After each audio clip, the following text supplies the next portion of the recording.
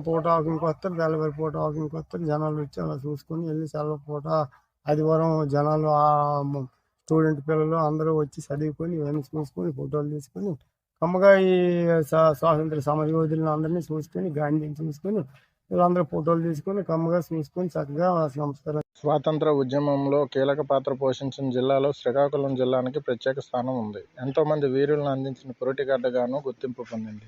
మహాత్మా గాంధీ లాంటి మహనీయులు ఈ ప్రాంతంలో అడుగుపెట్టిన చరిత్ర చెబుతుంది. క్విట్ ఇండియా ఉద్యమం సమయంలో ఆమదాలవలస మండలం దూసి రైల్వే స్టేషన్లో గాంధీ సభను నిర్వహించారు.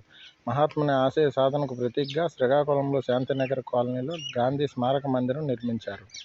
గాంధీ స్మారక నిధి, గాంధీ మార్గ్ ఇండియా ఫౌండేషన్ సంయుక్తంగా నగరపాలక సర్వమత సమ్మేళనం ఆశయానికి ఆదర్శంగా నిలిచేలా 10 అడుగుల ఎత్తులో గాంధీ విగ్రహాన్ని నెలకొల్పారు. గర్భగుడిలో ధ్యానముద్రలో ఉన్న మహాత్ముని ప్రతిమ దర్శనమిస్తుంది. ఉద్యమ స్ఫూర్తిని చాటేలా మందిర గోడలపై మహనీయులు సూక్తులతో పాటు స్వతంత్ర సమరయోధులు, సంఘ సంస్కర్తల విగ్రహాలు ఏర్పాటు చేశారు.